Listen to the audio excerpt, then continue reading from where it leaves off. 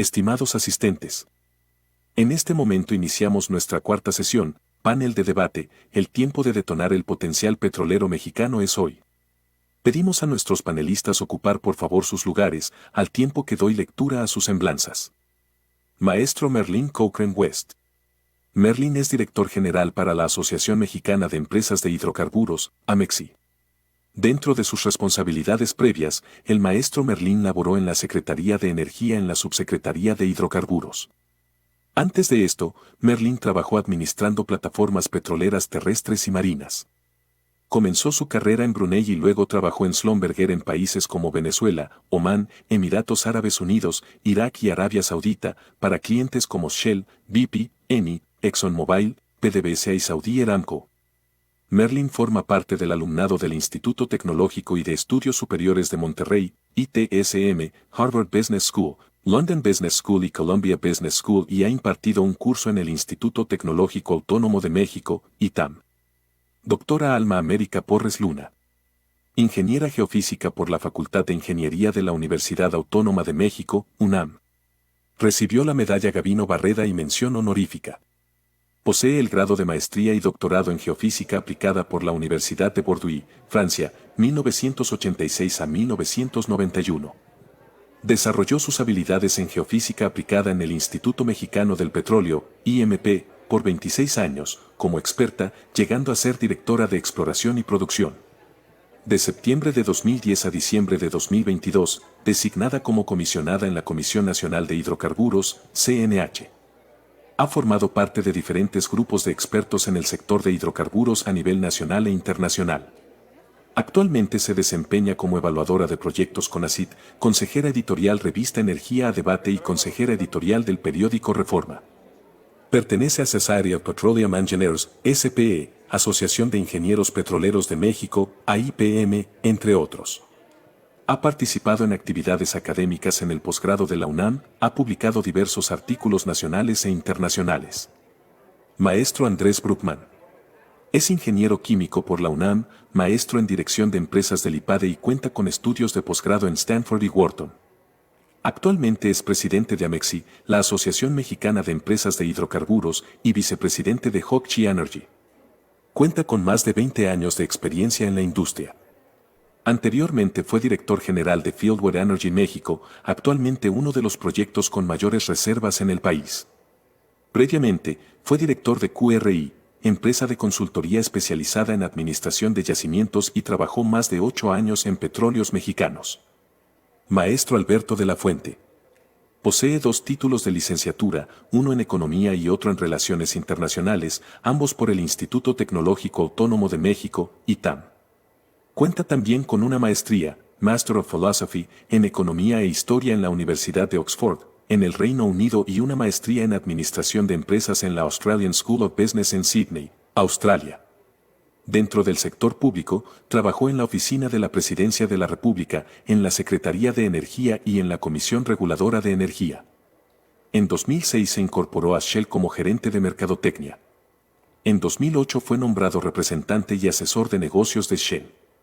En 2012 fue nombrado presidente y director general de Shell México. Agradecemos la presencia de nuestros panelistas y cedemos la palabra para que den inicio con su ponencia. Muy buenas tardes a todos. Para nosotros es un placer estar aquí con ustedes y compartir este panel con tan distinguidas personalidades de la industria. Les comento un poquito de la dinámica que vamos a tener aquí. Yo voy a fungir como el moderador y vamos a tener 3 distintos bloques antes de abrir esto a preguntas y respuestas. Entonces, la primer como misiva para ustedes es, si tienen alguna pregunta, váyanla pensando, vamos a tener este bloque al final. Los bloques vamos a hablar al principio sobre los resultados, qué ha pasado con los operadores derivados de los contratos. Vamos a seguir con un tema de potencial, cuál es el potencial de México, y vamos a terminar con propuestas, qué es lo que se podría hacer, como bien dice el título de este panel, el tiempo de detonar el potencial petrolero mexicano es hoy y qué tendríamos que hacer para detonarlo. Entonces, con esto me gustaría empezar contigo, Andrés, en el tema de resultados. Si nos podrías dar un breve repaso, ¿cuáles han sido los resultados derivados de los contratos al día de hoy? Claro que sí, Merlín. Antes que nada, agradecer al doctor Pérez Telles y al colegio por la invitación a este foro. Y bueno, encantado de platicar un poco de los resultados de los contratos que, en mi particular punto de vista, son resultados muy alentadores. Primero, pongo un poco el contexto. Los primeros contratos se empezaron a firmar a finales de 2015, pero no fue realmente sino hasta 2018 que se terminaron de firmar los 112 contratos que existen. Luego, también, no solo estos tienen en promedio unos 5 o 6 años de operación, sino que 2/3 partes de estos contratos son contratos de exploración o están en fases de exploración. Y eso creo que contextualiza un poco en esa fase qué resultados esperaríamos ver. Por un lado, se perforaron 85 pozos exploratorios, hubo un crecimiento de reservas 2P de más de 2,000 millones de barriles de petróleo crudo equivalente, más de 6 veces la reserva original que existía en algunos de estos. Adicionalmente, como resultado de los pozos exploratorios, hubo 20 descubrimientos con recursos estimados también en alrededor de 2,000 millones de barriles de petróleo crudo equivalente. Y ahora sí, entrando en materia de producción, hoy en día las empresas privadas representan el 6% de la producción nacional, unos 100,000 barriles de crudo al día y alrededor de 230 millones de pies cúbicos diarios de gas natural. Pero lo importante es que esto, bueno, está produciendo alrededor de 850 pozos, pero la inversión actualmente en 2023 representa alrededor de 15% de la inversión total del país, lo que nos indica que a futuro la producción necesariamente… 22% en Sabinas, en Cachos, 17% Burgos, y solo 1% de Veracruz. De esa parte, también lo que me gustaría destacar es de que actualmente el 36% se encuentra ya asignado, o sea, en las asignaciones de petróleo mexicano. De ese 36% se considera, o sea, todo esto son evaluaciones que se han venido haciendo, desde luego tienen todo el riesgo, pero se considera más o menos el 20% de gas y el 80% es de aceite, de los recursos prospectivos. En los contratos ya, ahora sí que únicamente nos queda el 11%, o sea, con los contratos que aún quedan, que son 108, que es más o menos el 32% de gas, el 68% en aceite, y sin asignar está el 53%. Es decir, más o menos se estima que el 55% está sin asignar, o sea, no lo tiene ni petróleos mexicanos, ni no se encuentra en ningún contrato, está en gas, y el 45% está aproximadamente las situaciones que son en aceite. Esto todavía está sin considerar lo que hoy se manejaba de toda la parte presalina. Es algo que todavía ni siquiera está evaluado en este recurso y son de las áreas que se tendría todavía que evaluar si hay aceite, si hay gas, si se tendría que hacer todo el estudio correspondiente. Cuando nosotros escuchamos todas estas cifras, lo único que nos viene a la mente es ¿por qué no lo estamos aprovechando? O sea, ¿por qué no lo estamos aprovechando? Desde luego, tanto a nivel de todos los operadores están haciendo lo que tienen que hacer de acuerdo a los planes y pues tendrán que hacerlo. Muchos de ellos han tenido éxitos, otros no han tenido éxitos, están siguiendo sus planes y pues regresarán áreas. Hay muchas áreas que están regresando en este momento porque para poder seguir con todas las actividades de este tipo, pues tiene que haber cierta dinámica de ver nuevas áreas, de seguir explorando de un lado a otro. Yo estoy convencida, hace rato el León decía de que hay que quedarnos en soluciones, no, hay que hacerlo integral, ¿no? Hay que hacerlo integral en toda esta parte, porque si no exploramos, si no recibimos recetas, por descubrimientos, por nuevas áreas de producción, o sea, no vamos a tener esa capacidad de incremento de producción para los próximos años. Entonces, sí es importante visualizar que el futuro que tenemos en México es increíble. Quisiera darle los datos para terminar mi intervención. En los últimos años, a nivel del Golfo de México, la perforación exploratoria en aguas profundas ha sido muy fuerte. Se han perforado en exploración nada más 353 pozos exploratorios de 2015 a 2022, de los cuales Estados Unidos ha perforado 303 pozos y México 50. En la parte de terrestre, y aquí incluir la parte de desarrollo. ¿Por qué? Porque incluir la parte de los pozos de Shell. Se ha perforado aproximadamente total, bueno, son alrededor de 7.000, 8.000 pozos, de los cuales Estados Unidos ha perforado 6.6 veces más de pozos, es decir, México ha perforado 972 pozos convencionales y 81 pozos horizontales. Y en Estados Unidos se han perforado 805 pozos convencionales, o sea, verticales, y 6.148 horizontales para Shell. O sea, la producción que ha tenido Estados Unidos es básicamente de pozos de Shell, en gas y en aceite, y México no ha podido aprovechar este tipo de pozos. O sea, ¿cuál es la recomendación? Incrementar actividad, incrementar inversión y la restitución de reservas, sobre todo por descubrimientos. O sea, creo que es importante manejarlo en esta parte y sobre todo manejar una estrategia integral a nivel de México. O sea, yo lo dejaría en ese momento.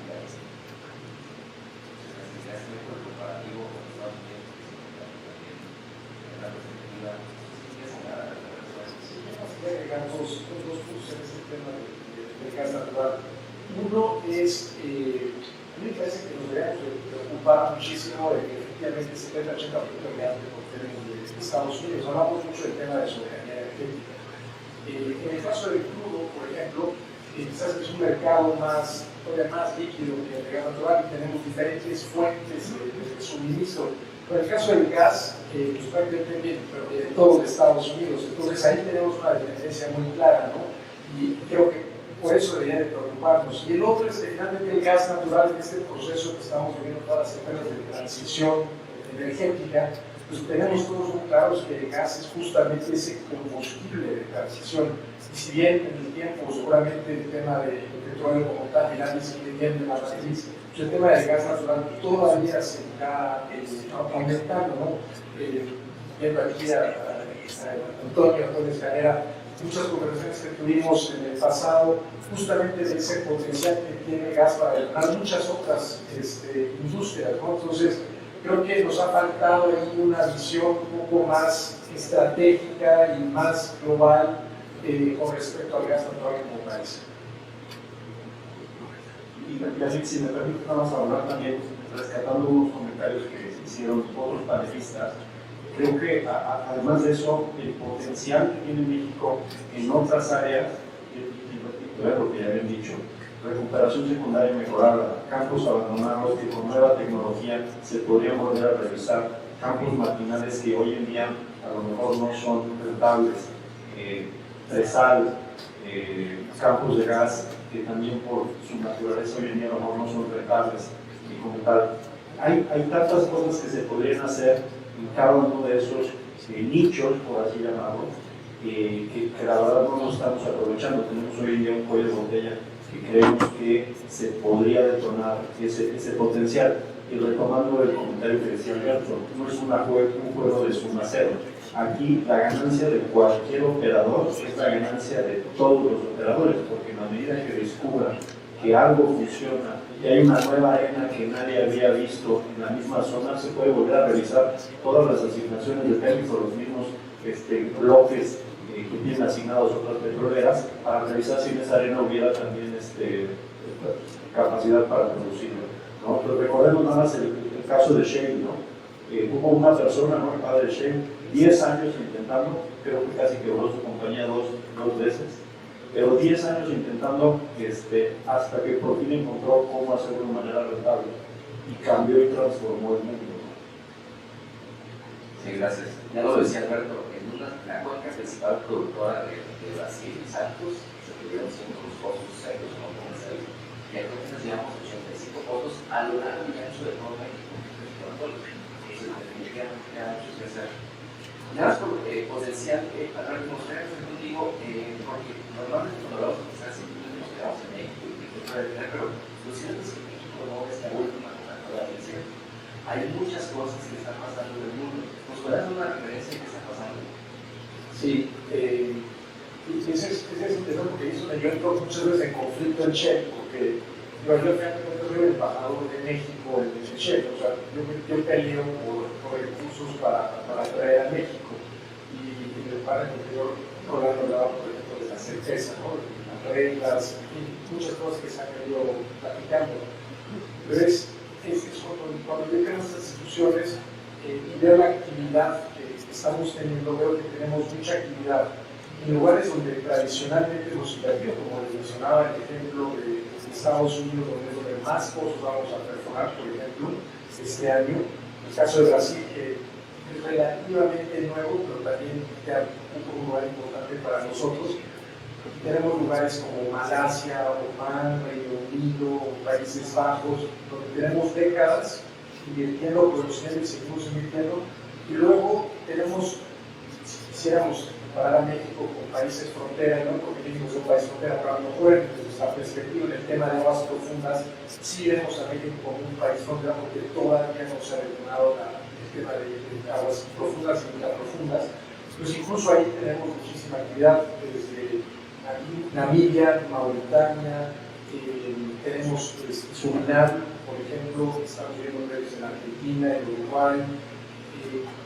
Pues todo esto para decir que yo como mexicano pues, me va a dar una pena enorme que no podamos hacer trabajo en México, pero para la compañía, para Shell, sí hay muchas posibilidades de inversión a lo largo y ancho. Nos estamos peleando por ese capital que muchas veces es escaso, ¿no? Entonces creo que como país sí perdemos esa oportunidad. El mundo a agosto del año pasado ha iniciado procesos licitatorios a nivel internacional, además de 1.300 bloques que se están preparando en lo largo y ancho. Y es donde nosotros deberíamos estar pensando, donde digamos nosotros contextualizar la actividad todavía de los seguros, donde deberíamos utilizar esto a favor de todo el mercado. La ley del 79% de la legalidad es a favor del Estado, que es el principal socio que se lleva la empresa. Entonces la legalidad más después el cálculo de impuestos. Sí, es un valor de valores en promedio, pues además que debería adicional, el impuesto a la legislatura, es el promedio, que es el blanco. Nos trae esto, el último bloque es las propuestas. Contigo, que definitivamente pues, tuvimos ya 6 años de aprendizaje, es que ha estado pasando bien, que ha estado desanimado. Tenemos esto que acabamos de mencionar, donde hay la necesidad de poder retomar este especial. ¿Qué propuestas podríamos dejar aquí a este panel? a mí me gustaría señalar tres. El primer mecanismo que me gustaría señalar es el tema de asociaciones. Si vemos, hay tres asociaciones importantes de privados con Pemex, León, Cárdenas Mora y Ogarrio, que solo de esas tres, Pemex recibió $2.500 millones como parte de esa asociación, sin tener que realizar inversiones, sin asumir la totalidad del riesgo, y además le permitió también tener socios que cuentan con experiencia en la implementación de nuevas tecnologías o en la implementación de proyectos de una forma diferente. Entonces, creo que eso es un gran ejemplo de todavía lo que se podría hacer. Repito, a lo mejor en asignaciones o campos que están hoy en día fuera del plan de negocio de petróleos mexicanos, como puede ser Agua Profunda, Chicontepec, los campos marginales. El tener socios que pudieran entrar con capital fresco y recursos en materia de ejecución de proyectos, creo que eso podría generarle una gran rentabilidad a Pemex, no solo en el corto plazo, por esos bonos a la firma, etcétera, sino en la medida que esos campos incrementaran producción, incrementaran reservas, pues obviamente esto le generaría muchísimo valor a Pemex y al Estado mexicano. Por otro lado, creo que también como país, ya lo decíamos, ¿no? O sea, tenemos la transición energética cercana. México requiere dar energía a 1 millón de habitantes cada año. Además, si queremos tratar el nearshoring, necesitamos generar mucho mayor electricidad, necesitamos generar más hidrocarburos. Entonces, detonar la inversión en estos bloques que ya comentaba América, que están sin asignar hoy en día, ni Pemex ni los privados. Detonar esa inversión creo que es fundamental, porque si no, vamos a dejar ahí los recursos en el subsuelo y no los vamos a transformar en infraestructura, servicios de salud, servicios de transporte y servicios para el resto de los mexicanos para mejorar el desarrollo de las comunidades. Creo que eso es bien importante. Y por último, toco otro punto, la infraestructura compartida, detonar esa infraestructura compartida. Hoy en día hay muchos proyectos que no se han puesto a producir porque no hay una infraestructura o de transporte de hidrocarburos o de recolección, cualquiera de los dos. Entonces, detonar esa infraestructura y generar esos polos que le permitan tanto a los privados como a Pemex capturar esos recursos que hoy en día uno por uno los proyectos no se pueden dar el lujo de pagar toda esa infraestructura. ¿Cómo generar un conjunto para detonar esos polos? Creo que sería el otro gran tema que digamos, otra arista para detonar el potencial petrolero. Entonces, ¿qué se quiere?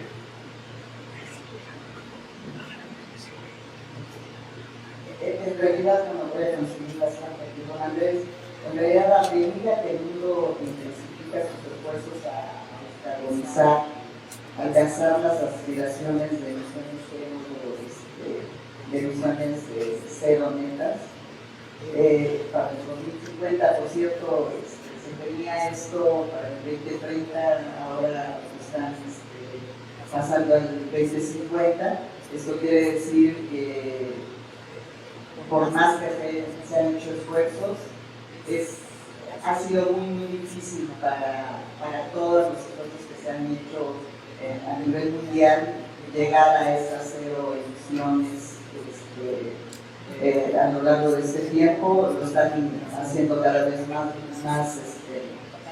más largo, digamos, el camino, y a nivel de las energías fósiles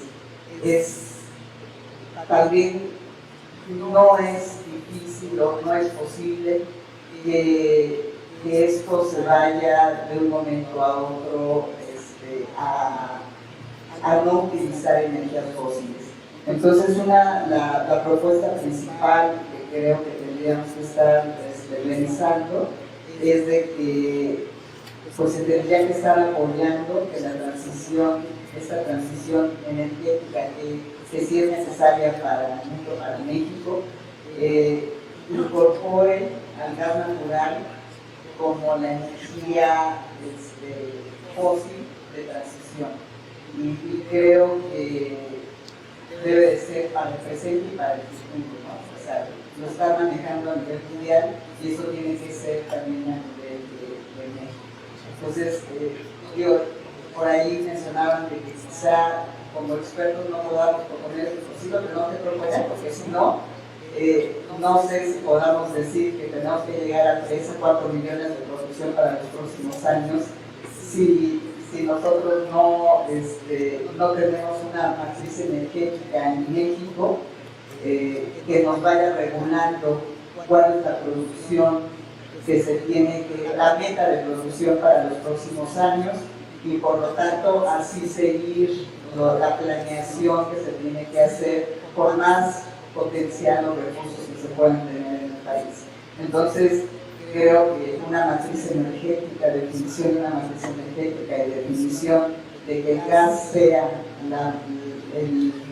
el producto fósil, digamos, de transición, el gas natural, desde luego, para el presente y el futuro de México, debería de ser algo que podría ser una propuesta para este documento.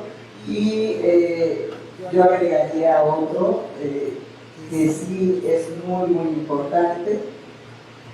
Voy a ponerlo en todas las palabras: abrir áreas para licitar, considerando las inversiones necesarias que se requieren para México. Sería todo.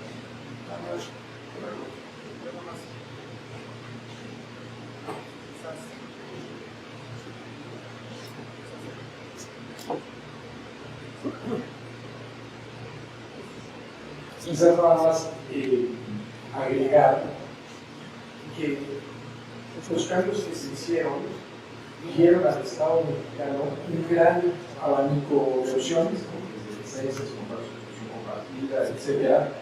Entonces, no se requiere ese trabajo. Entonces, ya contamos con un gran número de opciones de las que se pueda hacer uso de. Yo creo que eso es algo muy positivo, no hay que volver a inventar el hilo negro, por así decirlo. Lo otro es que en ese tiempo, y se comentaba en el panel anterior, se ha avanzado muchísimo en el tema de regulación. Todos hemos venido aprendiendo, se ha ido evolucionando. La Comisión Nacional de Recursos sin duda no es hoy lo que fue, por ejemplo, en 2008, con el tiempo ha ido evolucionando, pero igual la CEA, Secretaría de Marina, etc. Ha habido un proceso de aprendizaje que debería de aprovecharse con este abanico de opciones que tenemos. Creo que quizás donde está el reto es el que, por un lado, hay muchísima competencia, como lo mencionábamos hace un momento, de muchísimos lugares donde invertir. Creo que lo que sí hemos perdido en estos 6 años es quizás ese aprendizaje y esa capacidad de, por ejemplo, tener rondas o visitar eso, como bien mencionaba la doctora América, en términos de claridad, en términos de transparencia, en términos de competitividad, etc. Creo que eso se ha perdido un poco. Y bueno, creo que también lo que se ha perdido un poco de los inversionistas es un poco la confianza. Es algo que va a tardar otra vez tiempo en construirse para volver a traer inversionistas a nuestro país. Pero bueno, el marco está ahí, entonces creo que tenemos un camino recorrido. Muchas gracias. Concluimos los 3 bloques, vamos a empezar a abrir a preguntas, a las que ya nos han estado explicando. Tenemos 13 minutos, entonces si hay todavía tienen una, por el momento. Yo voy a empezar con la pregunta hasta el momento más directa que nos han hecho. Gracias, Juan Carlos Pérez. La pregunta dice tal cual: ¿los operadores se sienten a gusto con sus resultados? El 6% de la producción, considerando el potencial mexicano. Repito, creo que hay un potencial mucho más grande. Yo creo que como hablando a título personal, como un operador más, creo que nos sentimos, estamos ocupados en generar más producción, ¿no? Creo que hay mucho por hacer. Reitero los cuellos de botella, los cuales se enfrenta la industria, ¿no? Entonces tenemos que resolver esos cuellos de botella para poder detonar mayor producción. Yo diría, creo que es donde hay que ocuparnos y seguir empilando todas las medidas como operadores, porque sin duda se pueden incrementar y potenciar muchísimos resultados de ahí. O sea, ya vienen 2 proyectos materiales, pero no solo eso, o sea, esos 20 descubrimientos que ya mencionábamos, son 2.000 millones de barriles de petróleo crudo equivalente. El reto es hay que ponerlos a producir lo antes posible. ¿Qué necesitamos para eso? Lo repito, resolver el tema de infraestructura compartida y poder detonar esa producción.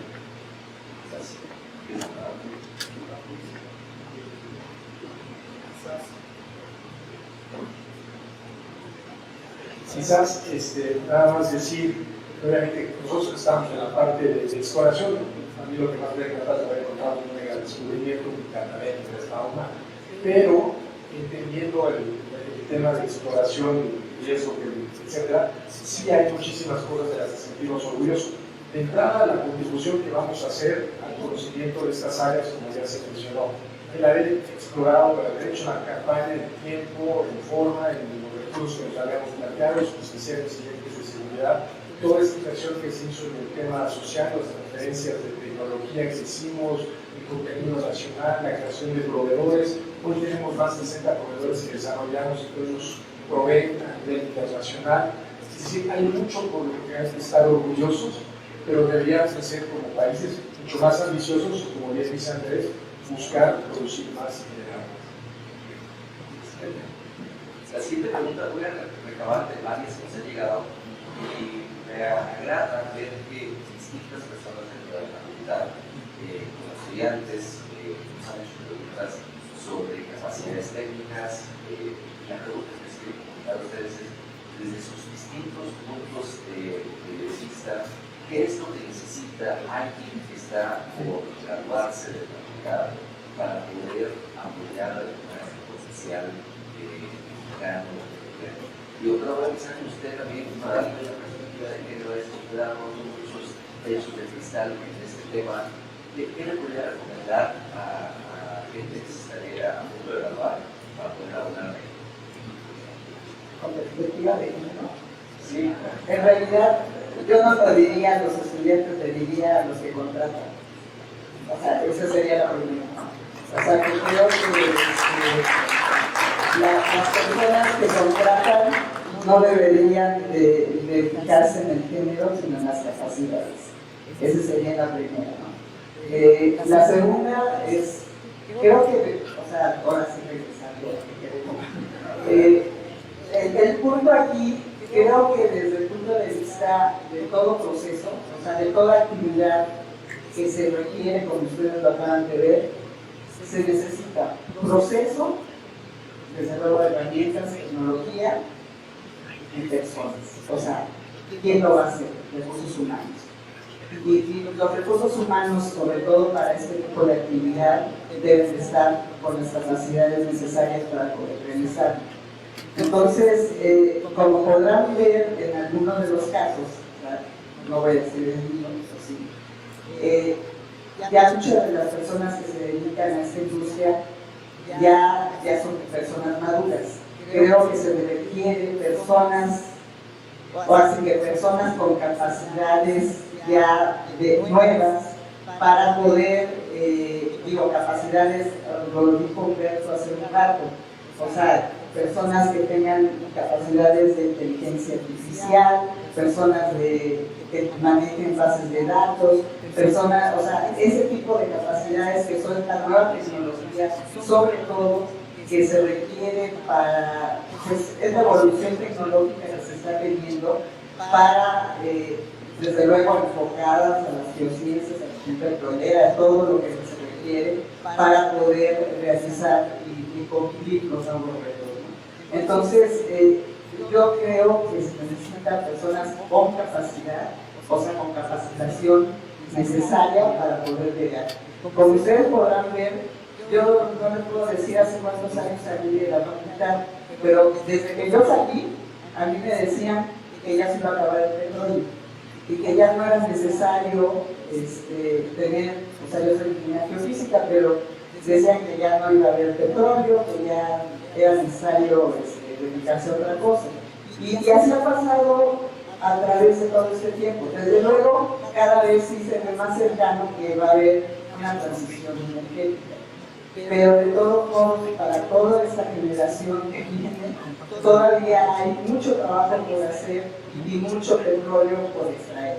Entonces, creo que yo lo que les recomendaría es que se capaciten, sobre todo en las nuevas tecnologías, y yo recomendaría a los operadores que tengan equidad de género y que tengan la capacidad de contratar a las nuevas generaciones. Eso.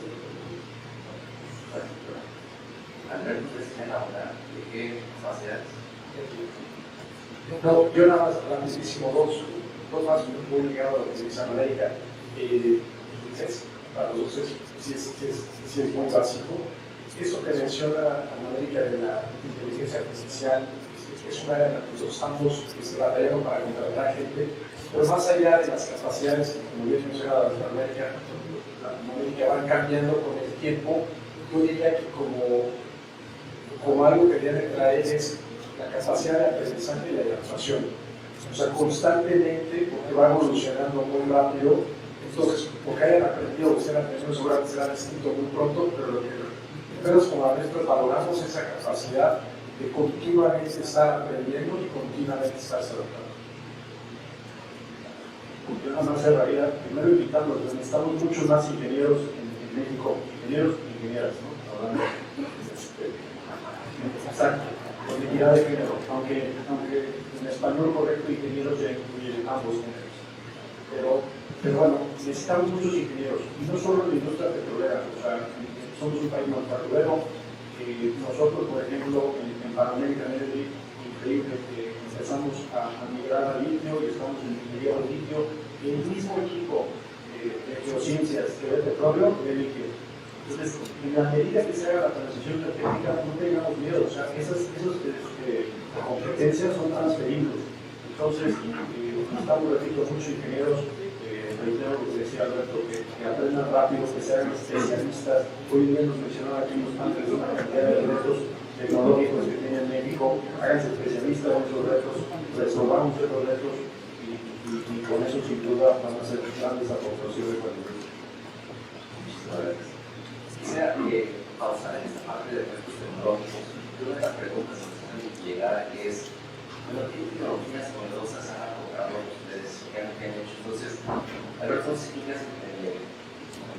Nosotros, como saben, estamos en un área muy especializada, quizás que tiene que ver con aguas profundas. De las asignaciones que nos dieron, éramos los exploradores más activos en aguas profundas. Y lo que eso hizo fue traer o refinar nuestro modelo de exploración en aguas profundas, más que con una tecnología, yo diría con un cúmulo o con una manera de hacer la exploración, donde lo hacemos ya de manera quizás más en serie.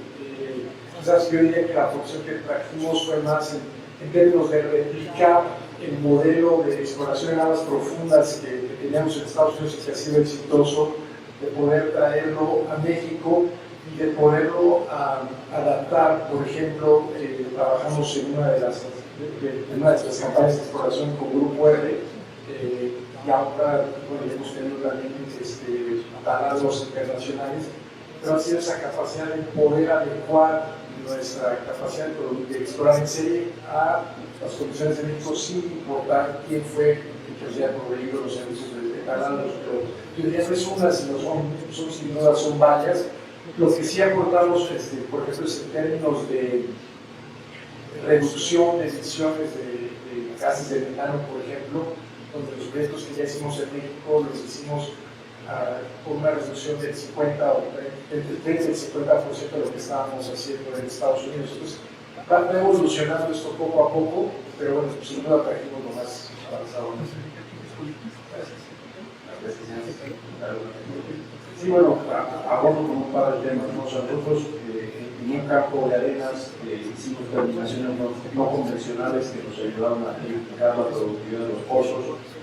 También Panamerican Energy tiene mucha experiencia en un campo algo similar, no igual, pero algo similar, y donde el reto son dos cosas: manejo de agua y producción de electricidad. Entonces, esas capacidades y competencias que teníamos las trajimos aquí al campo. Y por último, una meta importante, la de aprovechamiento de gas. Lograr el 98% de aprovechamiento de gas es una meta sin duda que requiere un esfuerzo grande. Entonces, ahí hemos superado esa meta y estamos muy contentos de poder contribuir a la reducción de gases de efecto invernadero. Gracias. La última también para acabar de hacer 3 minutos, entonces, muy rápido. Yo siento aquí que hay la percepción de compañías internacionales, de inversiones para el personal técnico internacional, además, cuando la realidad puede ser un poco distinta. Entonces, yo quisiera preguntar, y empezar contigo, Alberto, ¿ustedes prefieren tener capacidades técnicas extranjeras? ¿Y cómo es que alguien podría de aquí salir y hacer prácticas, por ejemplo, en Shell? Ahora, en la medida que no hablamos de situación, pero tan complicado, se va terminando la operación que estamos teniendo en esa área. Nosotros tenemos exploradores en México que aportan el conocimiento justamente del país, pero creemos que es una actividad donde el conocimiento es el trabajo en equipo. Entonces tenemos equipos multidisciplinarios donde tenemos exploradores mexicanos que se suman a ese tipo de multidimensional. Esto creo que está en algo. Antes que sean ahora aquí. Solo comentar que nosotros, como la mayoría de los operadores, preferimos tener personal mexicano por dos temas. Uno, por la dinámica social, traer gente de otro país que no esté en contacto con sus familias, que regresar a sus familias implica a lo mejor 2 o 3 semanas que está fuera de la operación. Es bien complicado y es mucho más costoso. Entonces, en la medida, nosotros siempre buscamos personal mexicano capacitado. Obviamente hay áreas particulares, de tecnologías particulares que a veces están ocupados o todos están trabajando para Pemex y no podemos robarnos esos grandes cerebros. Entonces, pues ahí es donde complementamos con personal extranjero. Gracias, distinguidos panelistas, gracias a todos por sus preguntas. Eso ha sido